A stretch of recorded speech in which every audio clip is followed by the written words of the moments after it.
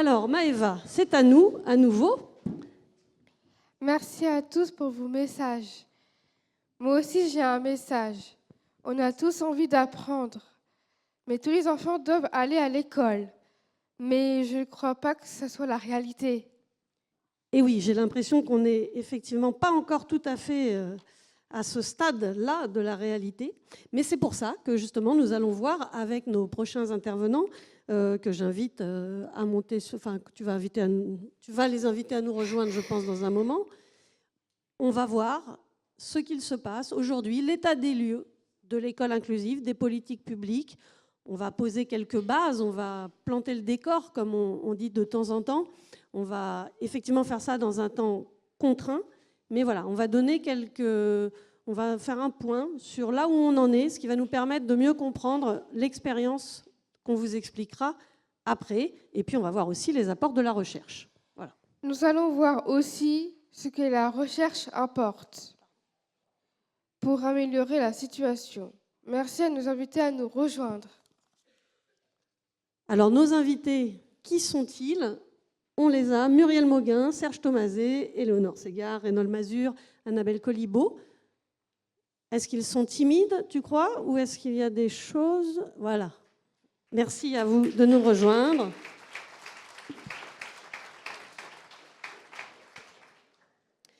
Il y a aussi, j'en profite pour vous amener une petite précision, puisque je ne l'ai pas mentionné tout à l'heure, mais nous avons le plaisir d'avoir l'intervention du député François Gernigon, qui est député de la première circonscription de Maine-et-Loire et qui est secrétaire national Horizon, chargé notamment du handicap et de l'inclusion. Et il devait intervenir dans l'après-midi, il va intervenir en fin de matinée. Ce qui fait qu'on va essayer à nouveau d'être assez efficace sur les horaires. Après, vous savez que pendant la petite pause ou le midi, vous pourrez aussi continuer d'échanger avec nos intervenants et intervenantes. Il me manque quelqu'un manifestement, c'est Éléonore qui va peut-être nous rejoindre. Ah voilà, Éléonore. Je pense que tu attendais la standing ovation, c'est ça, pour qu'on te fasse venir? Non. Alors donc, Annabelle et Reynold, du côté de l'Éducation nationale et du côté de la cohésion sociale, du ministère des Affaires sociales. Éléonore, donc la chercheuse aujourd'hui qui vous commentera cette étude qu'elle a menée. Serge Thomaset, qui est lui aussi chercheur, et Muriel Mauguin de l'INSEE. On va commencer peut-être d'abord du côté des politiques publiques avec vous, Reynold et Annabelle, pour savoir un peu quelle est la réalité de ce qui se passe aujourd'hui, de quelle base on part. Reynold, je crois que vous connaissez bien aussi le terrain de l'école inclusive. Vous venez du terrain et voilà, vous n'en êtes peut-être jamais complètement éloigné. Mais en tout cas, voilà, vous avez une vision assez générale et vous pouvez nous la partager probablement. Oui, vous m'entendez? Oui. Oui. Bon, bonjour à tous, merci pour cette invitation. Donc voilà, pour placer le décor en quelques minutes, un petit peu, et puis oui, ça fonctionne. Et puis vous donner un petit peu l'état des lieux en ce qui concerne l'école inclusive. Quelques chiffres rapides, parce que je sais toujours que c'est un peu lourd, mais donc l'école inclusive, près de 620 000 élèves en situation de handicap, dont 550 000 qui sont effectivement accueillis on dirait, à l'école ordinaire, entre 60 et 65 000 élèves qui sont scolarisés dans les unités d'enseignement médico-social. Ça représente 4,7% de la population scolaire au total, davantage dans le second degré que dans le premier degré d'ailleurs, 4,9% pour le premier degré et 4,5% pour le premier degré et 4,9% pour le second degré. Environ 350 000 élèves qui bénéficient de l'accompagnement humain, qui est de très loin la compensation la plus plébiscitée aujourd'hui dans le système éducatif. C'est 64% des élèves en situation de handicap qui sont accompagnés par un AESH. Un quart de ces élèves bénéficient de l'accompagnement des dispositifs qu'on dit collectifs, que ça comporte les ULIS, mais également tous les dispositifs TND, UMA, U2EA, dispositifs d'autorégulation dont nous avons parlé précédemment. 17% à peu près des élèves qui bénéficient, de ces élèves qui bénéficient d'un matériel pédagogique adapté. Voilà à grands traits quelques chiffres sur les grandes orientations peut-être, parce qu'on m'a demandé d'être assez rapide sur cette première partie, de la politique nationale en matière d'école inclusive. Eh bien, peut-être 2 points importants à la veille du Comité national pour le handicap, qui devrait se tenir le 25 juin, je crois. 2 grandes orientations, peut-être. D'abord, cette logique d'accessibilité, avec cette volonté de rendre l'école davantage accessible, sortir d'une culture scolaire, je le dis sans langue de bois, qui est encore trop compensatoire à notre goût, en tout cas, avec une approche très compensatoire, sortir de cette logique de compensation, sans l'exclure, comme le disait Thierry tout à l'heure, parce que c'est nécessaire pour un certain nombre d'élèves, mais nous convenons que l'école a encore du chemin à faire pour être pleinement accessible et s'ouvrir à l'ensemble des élèves. Donc ce premier point, voilà, vraiment cette logique d'accessibilité, avec ce qui en découle, une approche par besoin d'abord, le rattrapage qui est nécessaire de faire. L'accessibilité, c'est pas uniquement l'accessibilité du bâti, c'est surtout et avant tout l'accessibilité des environnements et des apprentissages à l'école pour que tout élève y trouve sa place. Donc ça, c'est peut-être le premier point. Et le second point, pour le résumer peut-être, la sécurisation des parcours, rendre l'école accessible à tous, c'est l'objectif que nous partageons tous. Pour ce faire, nous devons garantir la sécurisation des parcours. Et c'est dans cet axe que le travail à conduire est essentiellement dans le partenariat avec le médico-social, qui correspond tout à fait au travail qui est fait dans ce département et que nous cherchons à généraliser. C'est pour ça que je suis ravi d'être là aujourd'hui. Encore une fois, travailler ensemble, encore une fois, comme l'a dit Marie-Pierre tout à l'heure précédemment, construire une culture commune, l'interprofessionnalité, avec des cultures qui se sont, il est vrai, historiquement construites dos à dos. Voilà à grands traits les 2 grandes orientations, à la fois l'accessibilité, la sécurisation des parcours, qui doivent nous permettre, en tout cas, l'accès de tous les élèves au service public d'éducation. Merci Reynald. Je me retourne vers Annabelle. Enfin, je suis déjà tournée vers vous, mais je vous laisse la parole. Peut-être vous partagez la même réalité côté médico-social que Reynald, où il y a des points sur lesquels il y a des différences. Je pense que globalement, on peut dire, et ça s'est entendu un peu dans les interventions précédentes, qu'il y a de plus en plus un rapprochement, et un rapprochement nécessaire du secteur médico-social et du secteur de l'éducation. Donc ça peut-être en premier point, sinon je vais faire le même exercice que Reynald, qui n'est pas un exercice, je le sais, forcément passionnant de donner les grands chiffres, mais un moment un peu obligé pour donner aussi le contexte à partir duquel on pense. Et je vais me livrer aussi à un petit exercice d'interprétation de ces chiffres pour vous indiquer en tout cas comment est-ce qu'on les lit de notre côté. Donc effectivement, dans la présentation, Reynald a présenté le nombre d'enfants accompagnés au sein de l'école ordinaire. Pour ma part, en tant que chef de bureau, insertion, citoyenneté, parcours de vie des personnes en situation de handicap à la Direction générale de la cohésion sociale, j'ai plutôt le point de vue des enfants accompagnés dans le secteur médico-social. Ils sont 170 000 aujourd'hui au sein des différents ESMS. Ce qu'on peut dire, c'est qu'une grande part d'entre eux est en fait accompagnée au sein de l'école ordinaire, puisque 65% d'entre eux sont scolarisés au sein des écoles et bénéficient du coup d'une scolarité ordinaire, en grande partie par le fait des CESAD. Et sur ce montant, environ 10% d'entre eux sont dans des unités d'enseignement externalisées. Donc finalement, c'est assez faible le nombre d'enfants accompagnés dans les unités d'enseignement externalisées. Et on a 38% de ces enfants qui sont en unité d'enseignement interne au sein des ESMS. En termes d'orientation aussi, pour donner quelques grands chiffres, on a environ par an 130 000 orientations médico-sociales qui sont prononcées chaque année, pour donner quelques éléments. Alors, qu'est-ce que je tire de ces chiffres? Parce qu'en fait, quand on dit ça, voilà, qu'est-ce qu'on en tire ensuite un petit peu derrière? On voit quand même une évolution de ces chiffres qui tend de plus en plus vers l'externalisation. C'est-à-dire que les parcours se font quand même de plus en plus en coopération entre le secteur médico-social et l'éducation nationale, avec des enfants qui sont quand même de plus en plus aussi à l'école. Et on voit aussi le développement de ce qu'on appelle la scolarité partagée. C'est des scolarités mixtes, c'est-à-dire que les enfants sont en partie quelques jours par semaine à l'école et quelques jours par semaine à l'IME, par exemple. Ça, c'est des modalités qui sont, je ne vais pas dire forcément très nouvelles, mais en tout cas qui ont été encouragées par la transformation de l'offre médico-sociale, et en particulier le développement de ce qu'on appelle le fonctionnement en dispositif intégré.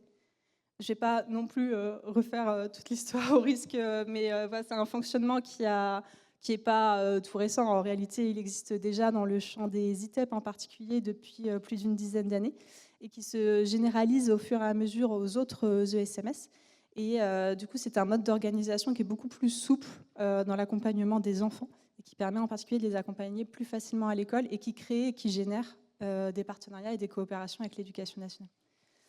Donc voilà un petit peu à grands traits, parce que je suppose qu'on parlera après des limites et des orientations, des perspectives qu'on se donne, mais en tout cas à grands traits, la photo, le panorama entre guillemets à l'instant T. Donc on voit qu'il y a une évolution de plus en plus vers l'externalisation, vers la scolarité partagée, qui est permise par l'arrivée de nouveaux modes de coopération. Donc moi je parlais du fonctionnement dispositif intégré, mais il y a aussi, vous l'avez évoqué, les pôles d'appui à la scolarité et j'imagine aussi des initiatives locales qui favorisent ça. Et donc de plus en plus, on l'a dit, les secteurs se rapprochent, mais est-ce que de dos à dos, on va passer en commun, c'est dans la suite des interventions. Et on reviendra sur cette coopération entre les services. Éléonore, peut-être un mot sur ce que peut apporter justement la recherche au travail, à la construction des politiques publiques dans les grandes lignes, mais un peu quelle est la philosophie, quelle est l'idée derrière ça? Oui, alors je vais resserrer un tout petit peu le sujet de qu'est-ce que peut apporter la recherche dans le cadre des politiques publiques qui cherchent à transformer quelque chose. Que en matière d'école inclusive, on est bien dans cette étape-là, la transformation des systèmes.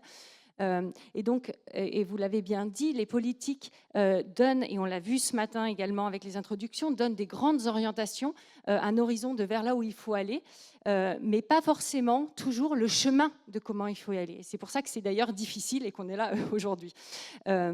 Et à l'inverse, les organismes gestionnaires, enfin, sur le terrain, les acteurs de terrain, eux, sont confrontés à cette réalité et eux innovent pour essayer de rendre concret et réel cette orientation. Donc eux, certains en tout cas, font ce chemin de découverte, d'innovation, d'expérimentation. Et c'est précisément là que la recherche, je pense, peut être importante. Donc Marie-Aline Bloch décrit comme ça des interactions incessantes entre les innovations de terrain et les innovations institutionnelles ou les politiques publiques. Et c'est là que la recherche peut venir nourrir ce dialogue-là et ces interactions. Et dans ce cadre-là, donc là, une recherche tout à fait particulière qui dit que ces innovations de terrain sont riches et comment on tire des enseignements pour aider à transférer ce qu'on apprend localement de façon plus générale. Je retiens 3 grands critères peut-être qu'on peut établir pour ce type de recherche. C'est, premièrement, ça doit être du coup, dans ce contexte-là, encore des recherches opérationnelles, avec une visée opérationnelle qui produisent des connaissances utiles pour l'action. Il ne s'agit pas de dire ça fonctionne, oui, non, on veut un résultat qui nous permette d'agir avec du comment, du pourquoi, dans quel contexte, qu'est-ce qu'on fait. Donc ça, c'est la première caractéristique. La deuxième caractéristique importante du coup des recherches dans ce cadre-là, encore une fois, c'est qu'ils tiennent compte du contexte. Marie-Pierre Toubans l'a dit tout à l'heure, on part de l'école telle qu'elle est, dans chacun des départements, dans chacun des territoires. Et à partir des contraintes des acteurs, des contextes, des partenariats existants, de l'histoire, qu'est-ce qu'on peut faire ? Donc on tient compte du contexte. Donc la recherche doit apporter des éléments, elle ne doit pas apporter un modèle figé qu'il faut absolument reproduire, mais au contraire des éléments pour l'action qu'il va falloir emboîter, combiner en fonction de son propre contexte. Et le troisième élément, ça a été déjà également cité ce matin, c'est comment mettre ensemble les expertises. Donc, en termes de recherche, on s'appuie bien sûr sur la littérature scientifique, sur des modèles théoriques, mais on a besoin de l'expertise des acteurs, des professionnels, des personnes elles-mêmes, donc des savoirs expérientiels. Et c'est comment est-ce qu'on arrive à faire dialoguer de ça pour avoir l'ensemble des regards. Et l'ensemble des regards pour ce type de recherche et de réponse dont on a besoin est absolument indispensable. Et donc ça, c'était les 3 points. Et pour finir, un point également, je pense, essentiel des apports de la recherche dans ce cadre-là, c'est justement de ne pas s'arrêter à la recherche. On ne s'arrête pas aux résultats de recherche. Le processus ne s'arrête pas là. Et comment nous, chercheurs, ou les chercheurs en général, on continue le chemin pour accompagner l'appropriation des résultats de recherche. Alors, si la recherche est participative, qui était le 3e point, ça facilite déjà, parce qu'il y a déjà des coopérations, il y a déjà un certain nombre de choses qui se sont calées ensemble. Mais il ne faut pas oublier ce temps qu'on peut appeler aussi, nous qu'on fait beaucoup à la FIRA, le transfert de connaissances, ou voilà, le transfert des innovations, où le chercheur doit continuer à appuyer ses résultats pour une traduction sur le terrain, et là, main dans la main, ensemble, avec les acteurs de terrain. Merci Éléonore. On va continuer ce premier tour de table avec peut-être Muriel. Vous êtes à la tête d'un organisme national qui travaille sur justement la formation et la recherche pour l'école inclusive. J'imagine que ça fait écho ce que vient de dire Éléonore et que ce n'est pas des nouveautés pour vous. Évidemment, l'INSEI est très proche de la FIRA et de ce souci permanent d'apporter des recherches qui vont être directement utiles aux acteurs, aux professionnels, aux familles. Donc nous avons la préoccupation aussi de fédérer les différents chercheurs sur ces questions-là, parce que ce qui peut paraître un peu désolant, et je me réjouis de l'organisation de cette journée qui donne à voir ce qui se fait, c'est que les travaux des chercheurs, il reste encore beaucoup quand même dans les laboratoires. Et il n'y a pas si longtemps, j'ai eu un petit coup de chaud lors d'un groupe de travail de la CNH sur l'école, où un professionnel de l'éducation nationale considérait, par exemple, qu'il n'y avait pas de recherche sur les AESH. Je me disais, mais c'est pas possible, là j'ai failli, parce qu'il y a des recherches. Donc l'enjeu aussi, c'est vraiment, il y a des recherches, il y a des outils. Malheureusement, on a tendance à entendre surtout ce qui ne va pas, ce qui ne fonctionne pas, et je ne vais pas du tout nier qu'il n'y a pas de graves défaillances. C'est que ça peut être très perturbant pour une famille d'arriver en début de journée et d'entendre ces acteurs qui sont tous d'accord. Je me demandais, est-ce qu'il y a des familles dans la salle ? Qu'est-ce qui va finir par crier que ce n'est pas possible, cette forme de consensus. Donc, tout ça pour dire qu'on voit souvent ce qui ne va pas, et ce que nous, notre rôle aussi, c'est d'apporter à la fois des recherches, des outils, des éléments qui peuvent à la fois donner un peu d'espoir aux acteurs et puis leur permettre justement de s'en saisir. Pour revenir à la question aussi qui était posée à Éléonore sur que peut apporter la recherche, et je crois que la recherche est partie aussi d'un questionnement des acteurs de terrain en se disant on a des ressentis par rapport à ce qu'on est en train de faire et on a besoin de tester ces ressentis. La recherche, elle va être là aussi justement pour sortir des représentations qu'on a de formes d'impasse. Et là, j'ai très clairement en tête la question justement des passes aujourd'hui. Je me dis, mais comment en est-on arrivé là ? Parce qu'il y a des recherches qui montrent qu'il n'y a que dans cette direction qu'il faut aller. Et pourtant, les résultats de la recherche, manifestement, ne sont pas arrivés jusqu'aux partis politiques. Et il y a toute une forme de pédagogie à faire à partir de, justement, quand je dis ça, c'est par rapport à les travaux de Marie Toulek ou de Frédéric Dupré sur, évidemment, de Serge, sur l'AESH qui fait écran. Et pourtant, comment est-il possible qu'on considère qu'aujourd'hui, l'AESH, l'accompagnement humain, est la seule solution pour scolariser un enfant ?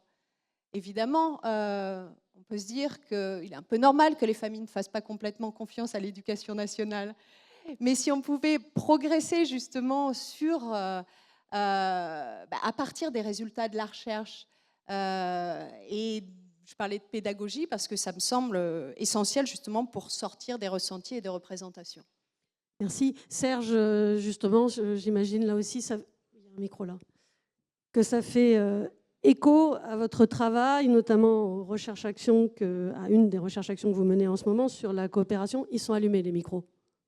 Ils sont déjà allumés. Hein. Celui-là, il marche, moi, je suis sûr. Bonjour à tous, à toutes. Merci pour l'invitation. Donc oui, ça fait écho, effectivement. Beaucoup de choses ont été dites. Et c'est vrai que finalement, peut-être qu'on avance trop lentement, c'est sûr même, mais on voit bien que énormément de chemin a été fait depuis 2005, peut-être aussi depuis 1975, parce que finalement, le projet d'une école pour tous, il a germé bien avant.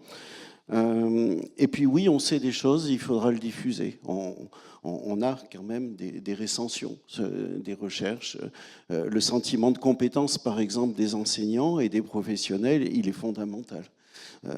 Ceci dit, pour avoir le sentiment de compétence, il faut être compétent. Et pour être compétent, il faut de la formation. C'est un autre point qu'on sait, c'est qu'on a besoin de formation. Et la formation, ça sera pour moi un premier point, c'est qu'on peut l'envisager comme le développement d'une surexpertise, mais ça a été dit dans le groupe de travail, dans l'atelier précédent, la table ronde précédente. Est-ce que c'est vraiment ça la formation dont on a besoin, ou est-ce que c'est une formation au travailler ensemble, cette compétence qui va permettre de construire une culture commune ?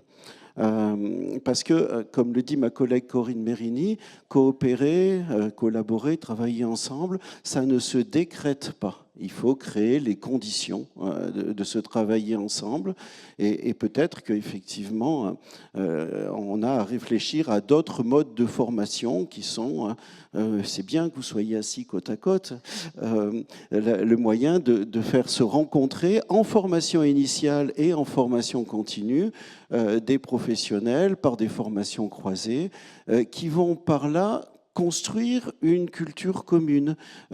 Cette culture commune, elle ne peut pas venir d'en haut. Elle va bien nécessiter ce qu'on appelle avec Corinne un espace de négociation, pas la négociation de celui qui va emporter par rapport à quelqu'un qui perdrait, mais une négociation de sens pour construire du sens commun, une intelligibilité collective. Nous, c'est ce qu'on voit depuis 1 an sur la recherche qu'on mène sur les passes, grâce effectivement en plus à l'aide de cette académie, qu'il y a à travailler ensemble pour mettre du sens sur les mots. Un autre point là-dessus, je ne suis pas sûr qu'on soit tous d'accord sur le sens du mot accessibilité ou sur le mot école inclusive. Bien sûr que l'école inclusive, c'est l'école pour tous. Mais d'un autre côté, on voit bien que les chiffres que vous nous amenez, ils ramènent à chaque fois au handicap.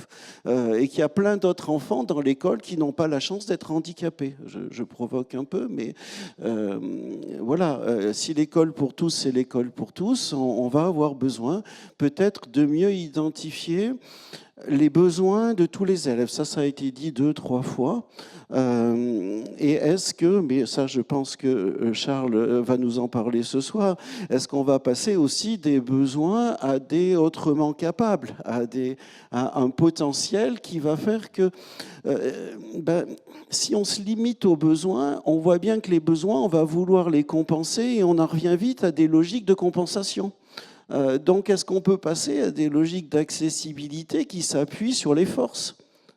Et là encore, je ne vois pas trop comment penser c'est possible autrement que collectivement, tous ensemble, parce que chacun a un petit bout, effectivement, de la réponse et qu'on peut la co-construire par une négociation de sens, je l'ai dit tout à l'heure, et par une négociation de rôle. Il va falloir, dans ce nouveau monde commun, que chacun puisse faire sa place, qu'on puisse avoir des objectifs commun, une place commune. Dans le cas des passes, c'est l'arrivée, et moi je me réjouis, Marie-Pierre nous donne des éléments en disant que c'est un projet qui va se renforcer. D'un autre côté, habiter l'école quand on n'est pas du monde de l'école, ça n'est pas quelque chose de simple, et il va falloir effectivement construire les choses de manière progressive, et là encore, je crois beaucoup à l'intérêt de la formation. Pour terminer, parce qu'on n'a pas beaucoup de temps, mais la question est complexe, quoi. Donc voilà, cette journée, je m'en réjouis et j'espère qu'elle aura des suites. Donc pour terminer, si je reviens à la notion de besoin, on s'intéresse beaucoup aux besoins des élèves, c'est nécessaire, c'est le point de départ.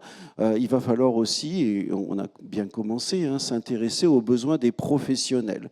De quoi les professionnels ont besoin pour faire ce qu'on leur demande de faire.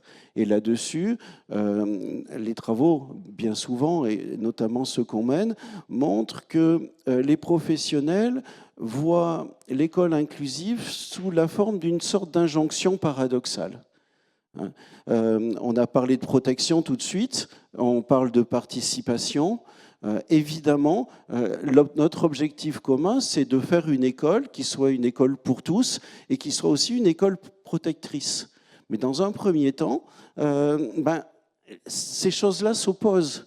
Et ça crée ce qu'on appelle des empêchements. C'est-à-dire qu'en fait, quand on a deux objectifs, protéger et participer, qui s'opposent, c'est pas qu'on veut pas, mais on ne sait plus quoi faire en termes de profession. Et donc là, on a une vraie difficulté qu'il va falloir dépasser. Un dilemme, ça ne se résout pas. Mais il faut dépasser les dilemmes. Et j'en reviens encore une fois à l'idée que la formation, dans le cadre que j'ai défini tout à l'heure, est une piste nécessaire. Merci Serge. Oui, sans violenter personne, c'était les mots de Clara Debord aussi ce matin, de créer une école qui ne violente personne. C'est le chemin qu'on prend, on l'espère. En tout cas, quand vous avez dit, on va travailler ensemble pour mettre du sens sur les mots. Alors moi, ça me fait quand même penser à cette remarque que j'ai envie de vous faire à tous et toutes. C'est que c'est vrai que particulièrement dans l'éducation nationale et dans le champ social du handicap et dans le médico-social, il y a beaucoup d'acronymes, de mots que beaucoup de gens ne comprennent pas et ça ne permet pas d'avoir le sens directement de ce dont on parle. Et c'est vrai, quand on parle de PASS, d'AESH, de deux mots qui pour vous, on va dire, sont assez communs, c'est vrai qu'il y a des gens qui déjà à ce niveau-là vont un peu décrocher et c'est vrai que remettre finalement du temps, parce que c'est gagner du temps quand même, d'expliquer les mots un par un et ça permet de mieux réaliser ce que c'est. Et en tout cas, voilà, je vous invite tous aujourd'hui et toutes à essayer de faire cet effort parce que notamment pour des personnes qui ont des troubles du développement intellectuel, mais pas que, l'immense majorité des gens du milieu ordinaire qui n'ont pas de troubles voilà, ont plus de difficultés en tout cas à appréhender ce sens des mots quand on utilise des acronymes. Voilà. Alors CNH par exemple, Conférence nationale du handicap, voilà, il y a peut-être des gens qui l'ignoraient et c'est bien le 25 juin. Reynolds, Annabelle, sur ce que vous venez d'entendre, sur la recherche, Annabelle, vous me disiez, c'est vrai que pour construire des politiques publiques, on a souvent accès à des études, et c'est un peu la base. Est-ce que là, on sent qu'il y a autre chose, quelque chose en plus? Est-ce que ça vous parle, ce qui a été dit sur la recherche? Ou Annabelle et Reynolds, les deux d'ailleurs. Oui, peut-être pour commencer en disant un constat, mais que je pense que les chercheurs confirmeront, c'est que je pense que le monde de la recherche et le monde de l'administration sont pas naturellement liés, on va dire ça comme ça. Du coup, c'est d'autant plus intéressant qu'on soit invité. Et je vous remercie pour qu'on puisse écouter les résultats de votre recherche et écouter aussi vos discours. Il me semble, vous avez utilisé le terme recherche-action. Qui me semble être un phénomène qui se développe et qui nous intéresse beaucoup parce qu'effectivement, dans l'administration, on est intéressé pour comprendre les phénomènes, pouvoir identifier, évaluer, mesurer. Et ensuite, nous, notre travail, c'est de lever les freins réglementaires, juridiques, financiers, administratifs. Et donc pour ça, tous les enjeux de recherche-action sont intéressants pour pouvoir identifier là où il faut aller taper, en fait, un peu. Je résume un peu grossièrement, mais c'est à peu près ça. Donc du coup, merci pour cette invitation. Et donc, pour moi, c'est l'occasion aussi de découvrir les résultats de votre recherche et de ouvrir mes chakras au monde de la recherche en général. C'est l'annonce du jour. Le médico-social ouvre ses chakras.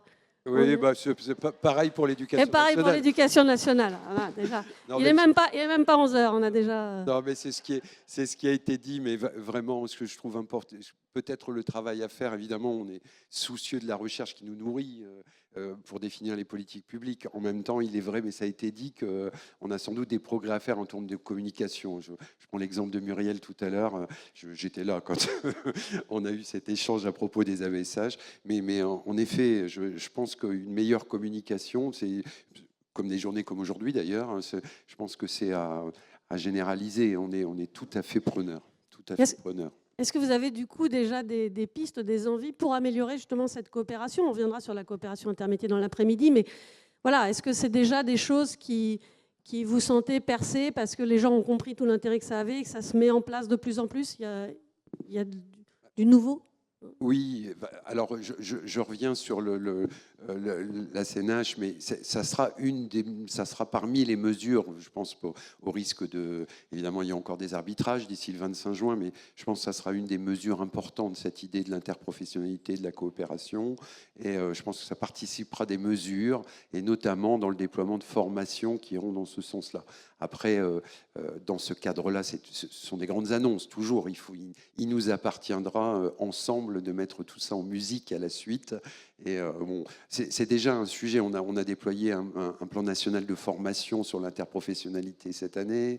On y travaille beaucoup. On a, en tout cas, côté éducation nationale, mais je pense comme DGCS, de l'administration. On est pleinement conscient que ce sont les enjeux. Les pôles d'appui à la scolarité qui se déploient, mettent ça en évidence tout particulièrement, et on sait bien que c'est un des critères d'efficience de ces dispositifs. Et encore une fois, la volonté d'un rapprochement et de permettre à l'école de bénéficier des plateaux médico-sociaux qui lui permettra d'accueillir tous les élèves, c'est une des conditions, c'est la capacité à travailler ensemble, encore une fois, et pas simplement côte à côte, comme ça a été dit. Et est-ce qu'on arrive assez facilement à partager justement des mots et à être compris facilement? Je sais qu'Éléonore, quand on se parle, des fois, on va avoir, tu viens du champ scientifique, moi d'un autre champ. Voilà. Est-ce qu'il y a un travail qui est fait là-dessus pour que justement chacune puisse s'approprier les termes de la recherche, les résultats de la recherche, l'enjeu même de ces recherches, et qu'on comprenne bien? Annabelle disait, la recherche-action, c'est quelque chose qui peut peut-être, pour elle, paraître un petit peu nouveau, ce qui est pour vous, en tout cas, des choses, enfin vous, Éléonore, Serge et Muriel, des choses plus communes et plus faciles. Est-ce que voilà, on arrive facilement à intégrer et du coup à expliquer ce que c'est exactement et l'apport que ça va avoir? Alors, il y a la recherche-action, puis il y a plein de types de recherches avec des méthodes différentes. Et par exemple, dans le laboratoire de Linda Cambon, l'équipe Évidence, c'est vraiment l'objet de travailler sur ces méthodes qui vont permettre d'apporter des choses aux politiques publiques.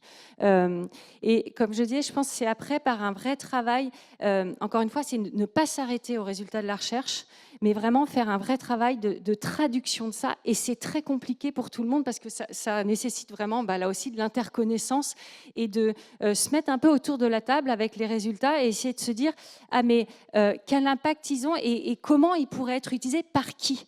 Et c'est presque du marketing hyper ciblé par type d'acteur, d'essayer de réfléchir à comment ils doivent être traduits. Et je trouve que vous l'avez bien exemplifié dans ce que vous avez dit, de dire, voilà, on travaille et puis il y a peut-être des leviers à trouver. Donc les acteurs de terrain, effectivement, quand ils vont essayer d'expérimenter, ils vont être confrontés à des problématiques, à des barrières, à des obstacles. Donc des fois, ils essayent de contourner, ils essayent d'y arriver. Nous, on apprend après de ça. Mais des fois, c'est un véritable levier. Et ça, dans les études qu'on mène, on le met en évidence. Donc là, il y a un vrai intérêt de refaire un travail après avec vous et de dire, voilà, ça reste vraiment un obstacle. Et vous, en termes réglementaires ou de politique, comment vous pouvez...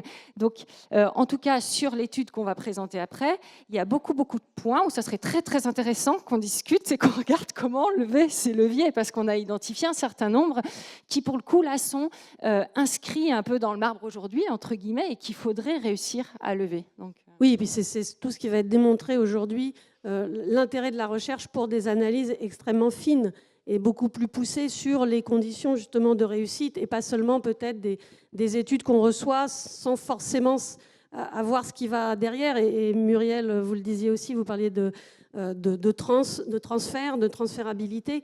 Voilà, c'est tout l'enjeu, il est là, c'est de produire aussi des outils, des supports, des choses que les personnes vont pouvoir s'approprier.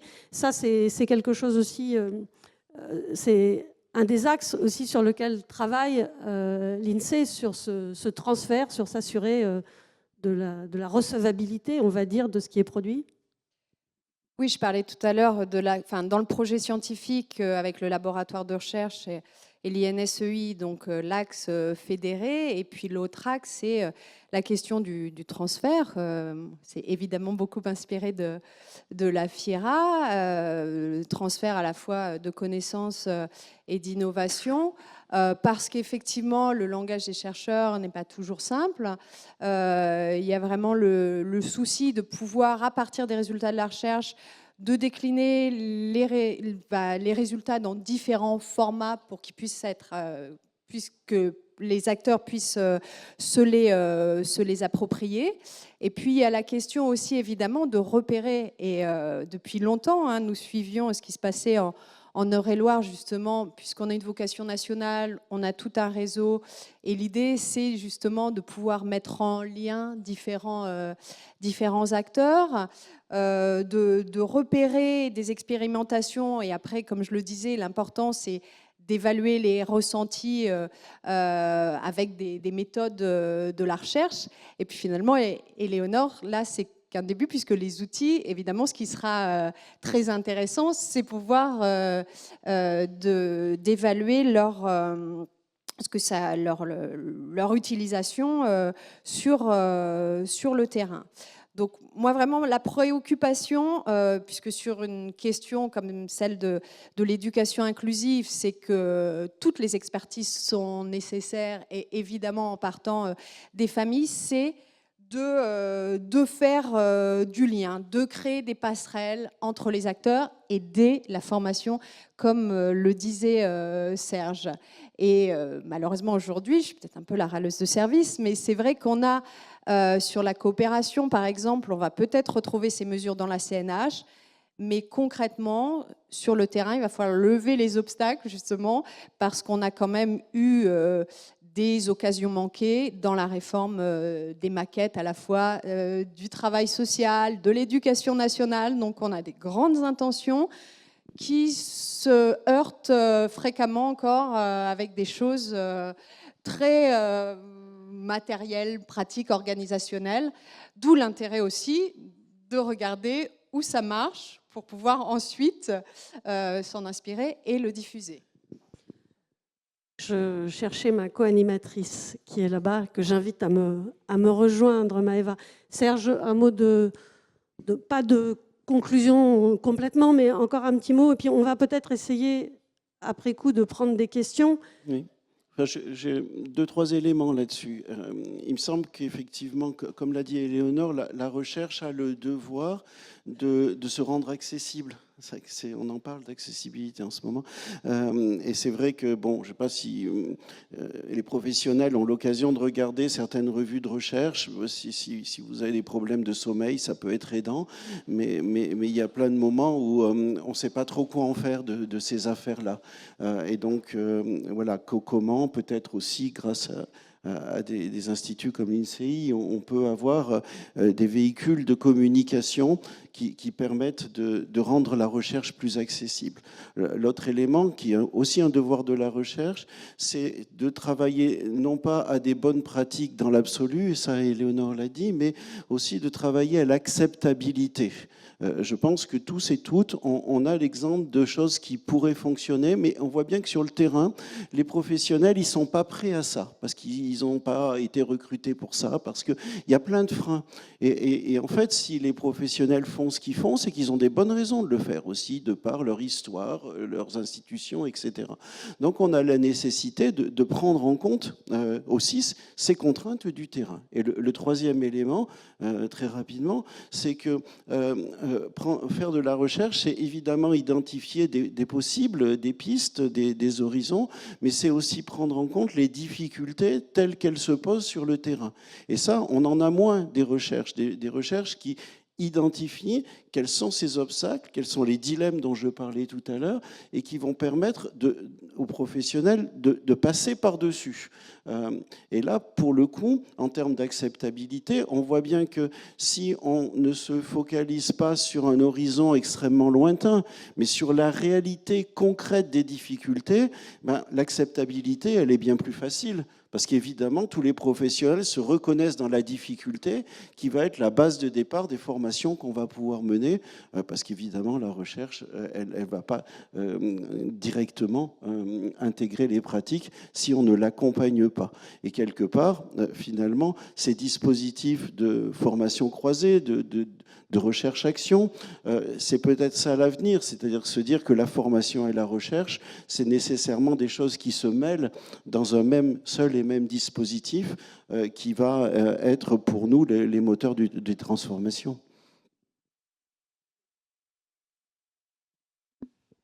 Merci à tous. Nous allons maintenant prendre quelques minutes pour des questions dans la salle. Mais d'abord, moi j'ai une question. Est-ce que vous êtes tous motivés pour réussir ensemble? Qui veut lui répondre? Oui. Il va lui falloir un peu plus qu'un oui, je crois. Je reconfirme dans le micro, oui. Est-ce qu'on a des questions dans la salle?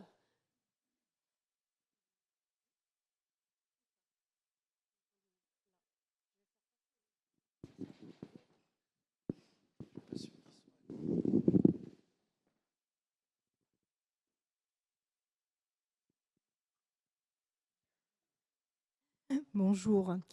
Alors l'école inclusive, je pense qu'aujourd'hui, il manque un... C'est pas un acteur essentiel, mais c'est le point de départ de l'école inclusive. C'est le versant médical. Parce que s'il n'y a pas de diagnostic, il n'y a pas d'école inclusive. Et malheureusement, les médecins ne sont pas du tout formés au dépistage. À le dépister. Je suis bien placée pour le dire, puisque je suis médecin. Je suis maître de stage universitaire depuis 15 ans. Je suis médecin référente dans un DAM. J'ai découvert un univers que je ne connaissais absolument pas. On n'a aucune connaissance. On a, au niveau du dépistage, il y avait des formidables ressources autrefois avec les médecins scolaires. Il n'y a plus de médecins scolaires. Sur l'Eure-et-Loir, il y en a un pour tout le département. Il y a presque plus de visites en maternelle. Les RASED sont peau de chagrin. Donc, et moi, en tant que médecin référente d'âme, je vois des jeunes arriver qui se retrouvent en structure adaptée, avec des accompagnements adaptés en arrivant au collège.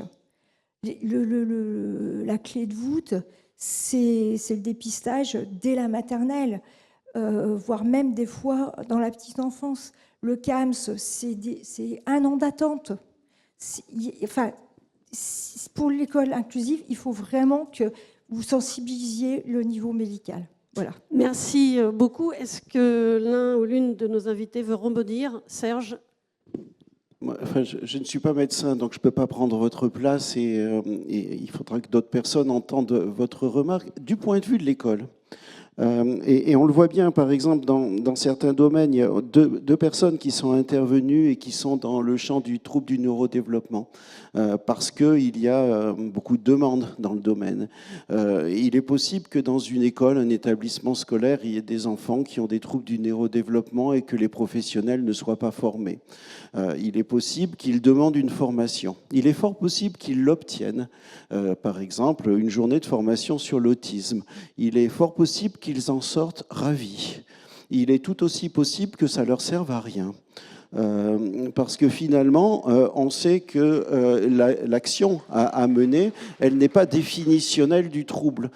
Il faut que vous fassiez confiance, madame, aussi à l'école, sur le fait qu'elle a ses propres logiques, et notamment que la logique de besoin et la logique de possible, elle va être transversale sur de très nombreux troubles, mais aussi difficultés.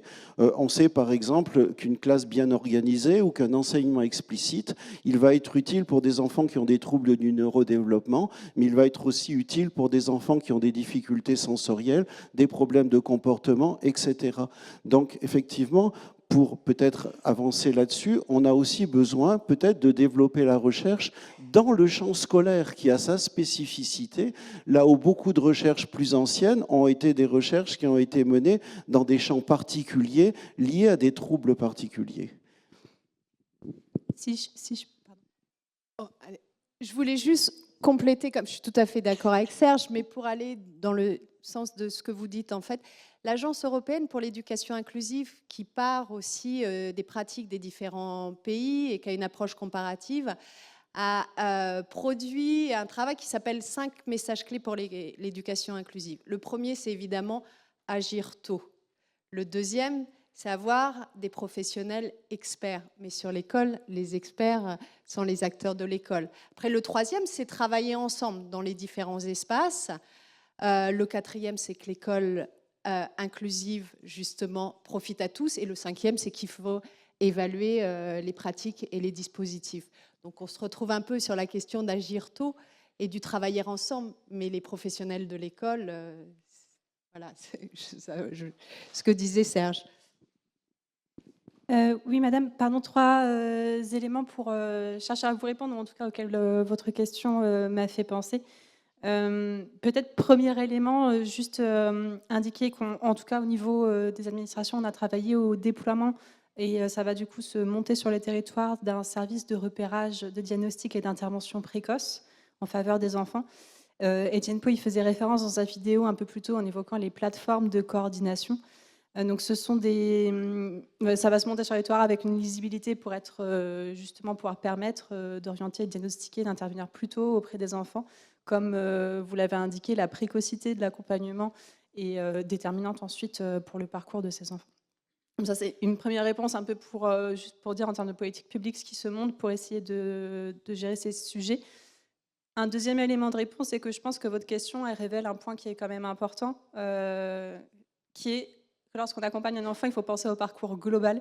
Là, c'est vrai qu'on est déjà sur les enjeux de coopération entre l'école et le médico-social, c'est déjà un énorme enjeu, mais en fait, la vie de l'enfant, elle ne se limite pas que à l'école, il y a aussi le périscolaire, sa famille, sa santé. Et donc, comment est-ce qu'on a réussi à travailler sur l'ensemble de ces enjeux pour lui garantir voilà, la meilleure vie possible. Et là-dessus, ça me faisait penser aux enjeux, c'est un élément, je profite d'avoir le micro pour... en réaction moi-même aux enjeux que vous avez posés sur les questions liées à la coopération, comment renforcer les coopérations. Il y a ce que nous faisons effectivement en termes d'interprofessionnalité, ce qu'on peut mettre en place à un niveau administratif, mais il y a peut-être aussi un enjeu de conception culturelle, d'un espèce de pas de côté à avoir, en considérant peut-être que l'enfant est au centre du projet d'accompagnement des communautés de professionnels.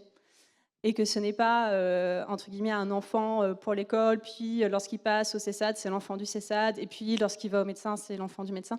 Peut-être considérer vraiment la globalité du projet de la personne et que les professionnels puissent se positionner aussi par rapport à ça, avoir la vision globale de l'ensemble du parcours de la personne et être au service du projet global de la personne.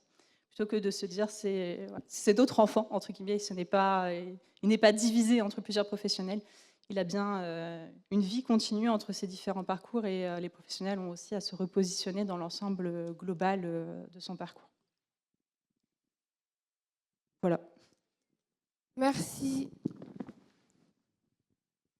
On va peut-être prendre une dernière question, s'il y a encore une question dans la salle. Est-ce que quelqu'un veut rebondir? Sinon, on peut redonner la parole aux invités, si vous voulez rajouter quelque chose. C'est vrai qu'on essaye de gagner un petit peu de temps pour caser le député tout à l'heure. Alors, Je peux peut-être juste rebondir très rapidement là-dessus, mais les acteurs de l'Eure-et-Loire diront mieux. Mais effectivement, en Eure-et-Loire, il y a le principe commencer tôt aussi, la scolarisation dans l'école de secteur. Et aussi, un des principes qui ressort, hein, c'est un peu un squelette des convictions et qui se décline en grands principes un peu sur la scolarisation de ces enfants. Par exemple, c'est les 15 premiers jours de l'année scolaire. Je regarde Mélanie Mathieu en disant ça. L'enfant, dans la mesure du possible, va être pleinement dans sa classe avec son enseignant, l'enseignant de la classe ordinaire, sans que le médico-social intervienne les 15 premiers jours pour que justement l'enseignant, quand c'est possible, hein, bien sûr, sinon il y a des aménagements, mais pour que justement l'enseignant puisse bien se rendre compte que c'est son élève et qu'il ne soit pas, alors j'allais dire pollué, c'est pas pollué, mais orienté trop justement par la vision médico-sociale qui sera absolument indispensable et qui viendra après. Mais elle viendra après. Et l'idée, justement, là, je pense, dans ces 15 jours, c'est de prendre l'élève en tant qu'élève. Et après viennent toutes les autres considérations. Oui, si c'est juste pour conclure, puis Madame va aussi apporter un élément de réponse sur cette question du soin, du diagnostic. Juste dire qu'en tout cas pour le bureau que je représente et la DGESCO, bien évidemment qu'on ne minimise pas les problématiques qui sont liées aux soins et même aux carences dans notre pays dans la prise en charge. Mais en tout cas, la philosophie et puis l'engagement du bureau que je dirige, c'est de s'assurer quand même que, en tout état de cause, le soin ne soit pas une condition de l'accès au service public d'éducation, qu'il soit mis en œuvre ou pas. Et je conclurai juste, en tout cas pour ma part, pour reprendre les mots qui sont pourtant assez anciens d'une inspectrice, Viviane Buise, qui était une inspectrice générale particulièrement compétente, qui disait il y a une vingtaine d'années déjà que tout compte fait, au bout du compte, toute information sur le trouble est de fort peu d'utilité pour les enseignants. Même souvent, ça les détourne de l'essentiel, c'est-à-dire qu'est-ce qui fait obstacle aux apprentissages et qu'est-ce que je mets en œuvre pour pouvoir les dépasser. Et donc, ces obstacles. Et je trouve que c'est quand même quelque part cette culture-là qu'on essaie de défendre, en tout cas. Même si je minimise pas l'importance des soins et du plateau technique qui sont indispensables, d'où la coopération renforcée avec le médico-social. Si je peux, et je suis navrée parce que je parle beaucoup et j'en suis désolée, mais je voulais rebondir à deux éléments aussi qui ont été dits lors des tables rondes, lors des conversations. A été évoqué le souci de construire une approche par les besoins au sein de l'école pour accompagner les enfants. J'aurais voulu compléter, mais ça a été dit aussi par Madame Touban, mais à cette approche par les besoins, il faut bien aussi ajouter une approche par les droits. Qui est fondamentale pour vraiment avoir le spectre global, puisque vous avez réévoqué plutôt la Convention relative aux droits des personnes handicapées au niveau international, mais même dans les engagements légaux de notre pays, le droit à l'éducation est absolument fondamental, le droit à la vie familiale, etc. Et donc, bien compléter approche par les besoins et approche par les droits. Et je reviens sur un autre terme. On a évidemment parlé de la transformation de l'offre médico-sociale et de la transformation de l'offre scolaire. Parfois, quand j'essaie d'expliquer ce que c'est la transformation de l'offre médico-sociale, ce qui n'est pas toujours un exercice évident, j'essaie juste de rappeler que c'est un outil, en fait, c'est une évolution des organisations médico-sociales, c'est une évolution des pratiques professionnelles et c'est une évolution des modalités d'accompagnement. Et cette évolution, elle n'est pas avide. Ce n'est pas une évolution, une transformation d'elle-même pour elle-même, c'est une évolution en vue d'une fin. Donc il faut toujours se rappeler quel est l'objectif. Et l'objectif, comme je disais, c'est l'approche par les droits, l'approche par les besoins. Donc soutenir la scolarisation, soutenir le droit à l'éducation. Et non plus, effectivement, c'est reprendre peut-être des termes qui sont très usités, mais non plus être à côté, entre guillemets, de ces projets, mais bien aux côtés du milieu ordinaire pour la réalisation de ces projets, dans une responsabilité. Et je pense que c'est peut-être ça la phase suivante de la dialectique, de la coopération éducation nationale médico-sociale. La phase suivante, c'est peut-être non plus coopérer, mais exercer une responsabilité partagée et collective concourant au parcours global des enfants. Et c'est peut-être aussi la réponse à la complexité que vous avez montrée sur protéger et participer, qui est, je pense, essentielle aussi pour l'avenir de l'accompagnement des enfants. Enfin, c'est une question qu'il faut se poser et je pense que c'est une question qui a trait aussi au concept d'autodétermination. Et l'autodétermination peut être une mise en risque en partie pour cette notion de protection, puisque si on respecte l'autodétermination, on peut se voir dire non à certains projets. Et donc je pense que c'est aussi des éléments qui permettent de dépasser ces dichotomies entre guillemets. Merci. On va en rester là pour cette première table ronde.